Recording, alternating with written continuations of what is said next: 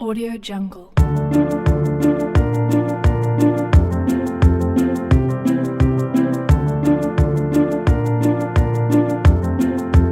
Audio Jungle. Audio Jungle.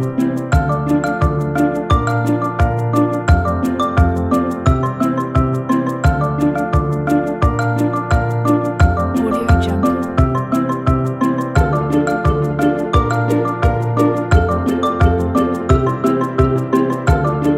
Audio Jungle.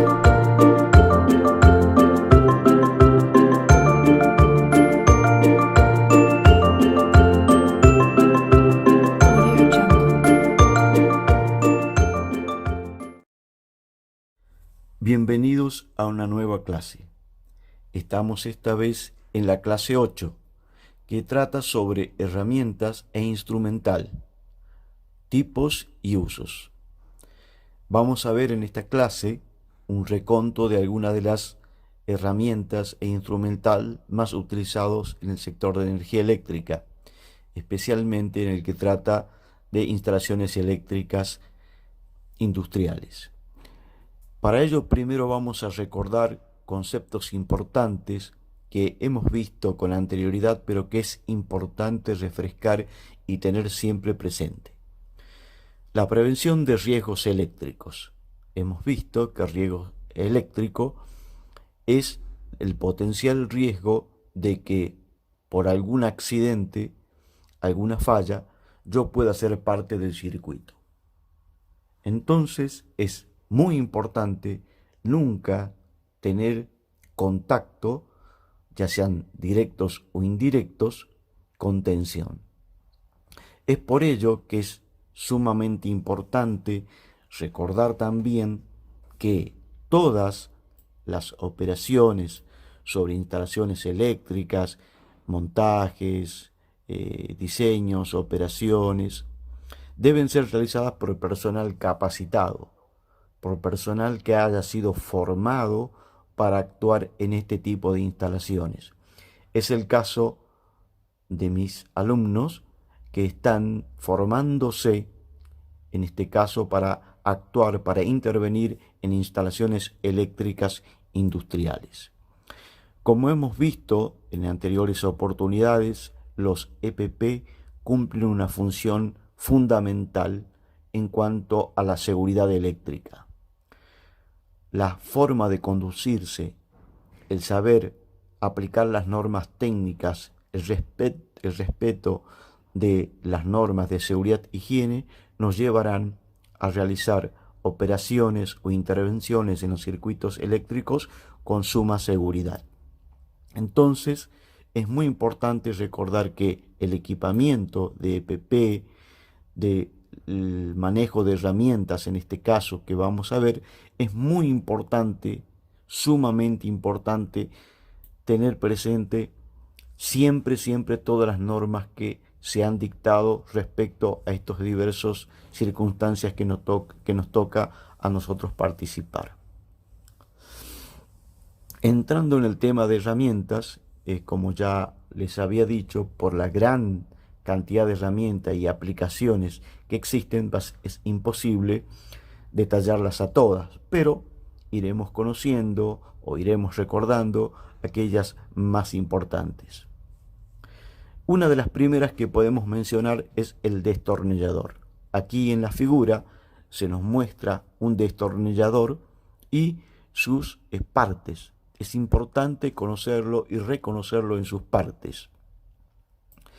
Podemos encontrar destornilladores para diferentes aplicaciones, es decir, para electricidad, para mecánica, para un sinfín de rubros, porque generalmente en todos ellos vamos a encontrar tornillos de diferentes tipos que forman parte de los elementos o de los artefactos que se pudiesen encontrar. Para nosotros es importante reconocer que tenemos áreas de trabajo donde los destornilladores cumplen una misión eléctrica, ya sea para actuar sobre tensión o bajo tensión, circuitos bajo tensión, o con ausencia de tensión. De todos modos, una de las características sobresalientes de los destornilladores de los electricistas es ver que todo su vástago también está aislado. ¿Esto para qué es? Esto es cuando generalmente nosotros trabajamos en circuitos bajo tensión y tenemos ciertos objetos que están encastrados o están mezclados o están a la par de otros elementos bajo tensión, no podamos producir un arco con el vástago ya que está aislado.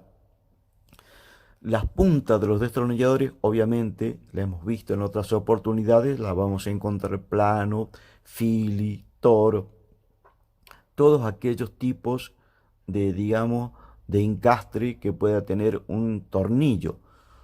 Entonces es muy importante que en el maletín, en el equipamiento de un electricista, podamos tener nosotros también todas esas variantes. El destornillador creo que es uno de los más utilizados como herramienta y que siempre tenemos presente. Vemos en la figura el famoso buscapolo, que yo digo siempre tiene la forma de un destornillador, pero nosotros no lo usaremos como destornillador porque realmente a veces son muy frágiles en sus puntas. Nos sirve esencialmente para detectar la presencia de tensión, es decir, tiene un circuito que yo cuando llevo la yema de mi dedo en la parte posterior del mango y toco una zona bajo tensión, se enciende una ampolla, una luz que está en el mango, por eso el mango es transparente. Entonces el buscapolo es algo que es un elemento frágil, que uno no tiene que golpearlo, tiene que tener en cuenta también que sirve para detectar tensión, no usarlo como destornillador y forzarlo, y siempre protegerlo de golpes, rayaduras, humedades. En realidad todas las herramientas deben tener su mantenimiento, que es primero su limpieza, comprobar que la aislación no haya sido dañada. Si una herramienta tiene una aislación dañada, ya no nos sirve para intervenir en circuitos eléctricos, porque ese daño, esa fisura que se puede haber producido en la aislación, puede ocasionar un arco eléctrico entre elementos bajo tensión y nuestro cuerpo y constituir un riesgo eléctrico que habíamos hablado al inicio de este video. Entonces es muy importante la limpieza y la corroboración de que la aislación no haya sido dañada. Si ha sido dañada, no podemos remediarla poniendo, por ejemplo, cintas aisladoras o algún tipo de aislante, porque el valor de aislación con que viene preparado ese material es muy superior a lo que podría brindar una cinta aisladora o cualquier otro elemento que yo trate de utilizar para cerrar esa grieta o esa fisura que se ha producido en la aislación. Entonces, el tema de aislación en las herramientas de un electricista es algo de sumo cuidado. Vemos aquí un alicate de los pequeños, digamos, que sirven para cortar cables de hasta 1,5 milímetros a lo sumo. Existen otros alicates que puedo utilizarlo que tienen un mayor envergadura y puedo utilizar para cortar conductores de mayor sección. Siempre hay que tener en cuenta que es un elemento de corte y naturalmente tiene un desgaste mecánico y su filo se va a deteriorar. Pero una de las formas de conservarlo es tratar de no cortar ni alambres, ni plásticos, ni aquellos elementos para los cuales no está preparado un alicate. Un alicate va a venir preparado de acuerdo al calibre del cable, a la condición, digamos, de la pieza que se va a tratar con esta herramienta. A continuación vemos lo que llamamos normalmente pinza de fuerza.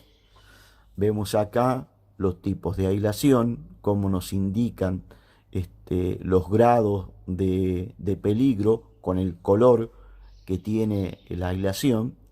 recordando el momento anterior, y vemos la zona que no está aislada, la zona que nos sirve para sujetar, para hacer un tipo mordaza en el medio o también para hacer en forma de alicate. Siempre recordando de que cada herramienta tiene, digamos, una aplicación específica y una pinza no sirve para martillar, una llave no sirve para martillar. Cada herramienta debe tener su propia función para la que fue creada. Aquí también vemos repetidamente a la pinza de fuerza, que la podemos encontrar de diferentes tamaños. Casi en todas las herramientas, destornilladores, pinzas, alicates, martillos, en fin, vienen a diferentes escalas de acuerdo a la envergadura del trabajo que se va a realizar. Así es que, por lo tanto, debemos tener siempre esa consideración. El tipo de pinza que generalmente es utilizada por el electricista es la pinza de punta, que a veces usamos para introducir dentro de un tablero o dentro de algún mecanismo para extraer algo o para sujetar un cable. Entonces también es muy importante cuando se usen este tipo de pinzas, cuando las utilicemos, tener cuidado de no hacer arcos con la parte que no está aislada. Eso es siempre importante. Por eso el manejo de las herramientas es parte de la capacitación en cualquiera de las actividades del hombre. En este caso particular de nosotros que trabajamos en el sector eléctrico, en el sector de la energía eléctrica, debemos tener muy presente cuando manipulamos una herramienta para no ocasionar arcos que puedan dañar a las personas o a las instalaciones. A continuación vemos una pinza de mucha utilización, que son las pinzas pelacables, que las podemos encontrar de diferente manera. En esta figura se aprecia cómo es el registro de corte, cómo se puede regular una herramienta y cómo se sujeta el conductor. Es muy importante que cuando uno haga la operación de querer extraer el aislante, no dañe los conductores en sí. Generalmente los conductores vienen formados por varios filamentos. Si yo me excedo en el corte del aislante, puedo cortar esos filamentos y consecuentemente voy a cambiar el valor de la sección del conductor. Por eso es muy importante cuando se realiza la extracción de la parte aislante, no dañar la parte del conductor. Vamos a hablar ahora de la parte de instrumental. Generalmente en nuestro rubro trabajamos con un multímetro o tester o con una pinza amperométrica. Generalmente en el sector industrial se usa mucho la pinza amperométrica por la practicidad en la operatoria de tomar registros de valores de magnitudes, por su practicidad, por su modo y traslado. Siempre recordando que cuando uno va a hacer una lectura, va a realizar una lectura de ciertos parámetros en una instalación eléctrica, uno debe tener en cuenta los aspectos de seguridad, porque es un momento de sumo peligro, porque yo estoy tratando de medir una magnitud, quiere decir que la instalación está bajo tensión. Y si está bajo tensión, los riesgos son potenciales. Por lo tanto, es muy importante tener esa precaución, la actitud, serenidad, sobre todo serenidad, tener conciencia de lo que se va a hacer y previamente tener un plan de lo que se va a hacer. Es muy importante siempre el plan. Cuando se ejecutan las maniobras correspondientes a diferentes tipos de mantenimiento, por ejemplo, predictivos o preventivos, se toman lecturas de magnitudes. Entonces es un momento en que el personal a cargo de este tipo de operaciones debe tener un especial cuidado de cómo proceder. Es decir, de que su vestimenta, de que su contexto en la operación que va a realizar sea segura. Vamos a ver, por ejemplo, el tema del multímetro. En la figura nos muestra unas imágenes de diferentes multímetros. Generalmente en un multímetro vamos a tener, con respecto, por ejemplo, a la tensión, vamos a tener la posibilidad de medir tensión en corriente continua, en corriente alterna. Dependiendo del tipo de tester o multímetro, vamos a tener diferentes escalas. Entonces, siempre es importante, cuando yo tengo una duda o desconozco cuál es el valor de la tensión que voy a medir, siempre que estamos en baja tensión, porque estos instrumentos, lo que estamos hablando, son para baja tensión, debo poner en la mayor escala de tensión en este caso. Si es 750 voltios o si es 1000 voltios, ponerlo en esa escala, aunque yo vaya o presuma de que tengo 250 voltios. Hemos visto que a veces por algún defecto puede que exista un valor de tensión en la instalación mucho mayor a lo normal. Y si yo pongo en una escala baja mi multímetro y voy a medir, seguramente lo voy a dañar, se va a dañar esa parte porque es muy grande la tensión respecto a la escala que yo he elegido. Entonces, siempre que vaya a medir tensión, por más que sea un circuito que yo esté seguro y que haya medido quizás en otras ocasiones previamente, voy a poner la escala de tensión en la mayor que me permita el modelo de mi multímetro. Después la idea es adecuando si quiero tomar unas mediciones mucho más precisas. Cuando voy bajando de escala y acercándome al valor de la tensión, voy a obtener valores, ya sea en multímetros analógicos o digitales. Estamos hablando ya en esta época de la tecnología y casi todos son digitales, que me permiten, digamos, tener lecturas hasta con décimos de valores. Entonces, también tenemos en este tipo de multímetro otra escala para medir valores de resistencia. Cuando yo quiero medir resistencia, puedo hacerlo porque tengo, como muestra el selector, una escala de valores en la que yo puedo medir los ohmios correspondientes. También puedo medir continuidad para a veces, dependiendo del modelo, o que generalmente lo traen, en el aspecto de medir continuidad, puedo yo tener una chicharra sonora para saber que existe continuidad. Eso es cuando nosotros probamos continuidad en diferentes conductores o en diferentes partes del circuito. También se ve abajo a dónde están los jack, o sea, a dónde se conectan las pinzas tanto rojas como negras, que generalmente vienen ese color para cuando trabajamos en corriente continua, donde tenemos un positivo identificado con color rojo y un negativo con color negro. Pero eso en corriente alterna ya no es así, ya que tenemos digamos, esa transición de polos y esa diferencia de valores.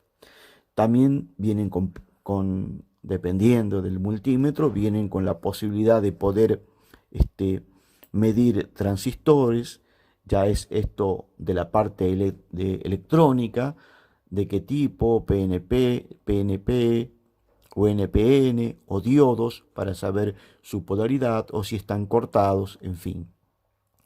Siempre vamos a tener, como le dije, diferentes tipos de calidades.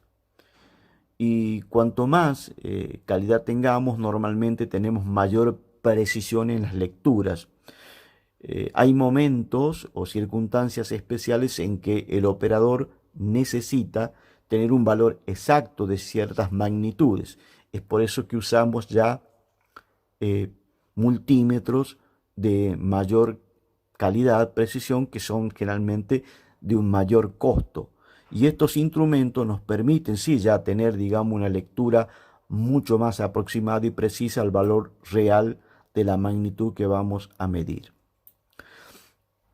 Vamos a hablar ahora de la pinza amperométrica.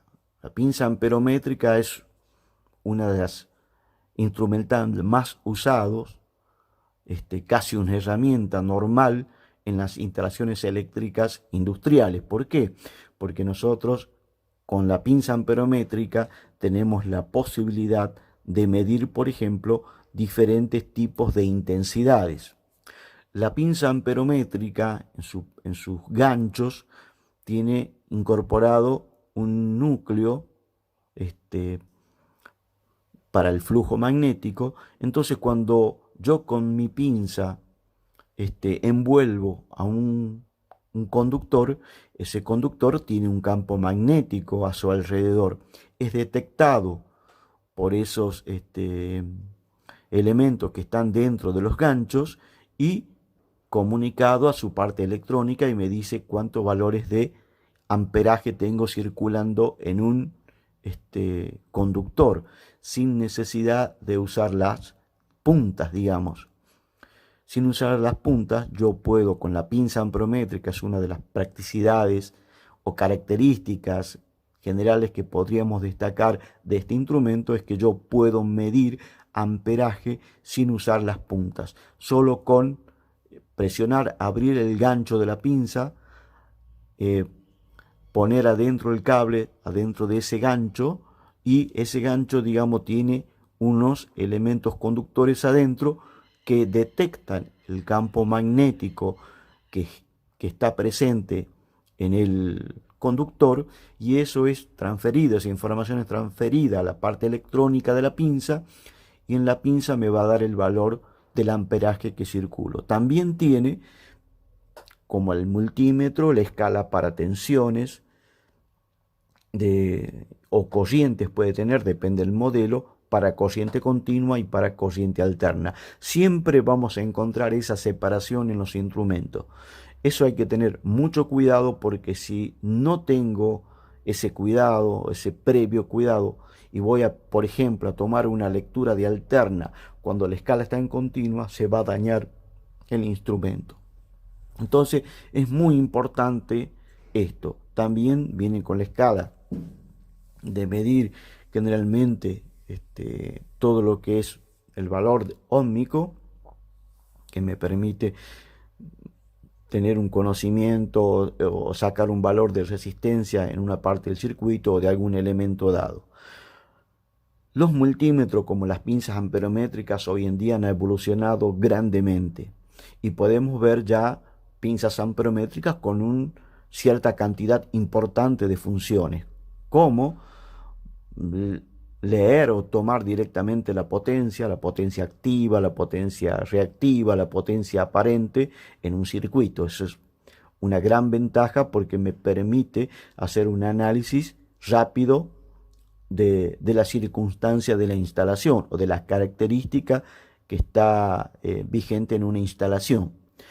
Fuera de estas hay mucho más funciones, y generalmente las actuales vienen con un software que se pone en una PC, por ejemplo, y se puede sacar estadísticas, se puede sacar un montón de información y hacer un análisis técnico de algún evento en particular.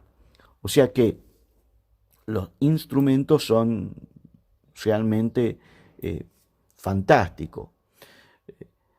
Antes, o en un tablero también lo podríamos encontrar, un voltímetro, un amperímetro, ya sea en corriente continua o en corriente alterna, de acuerdo a lo que trate la instalación.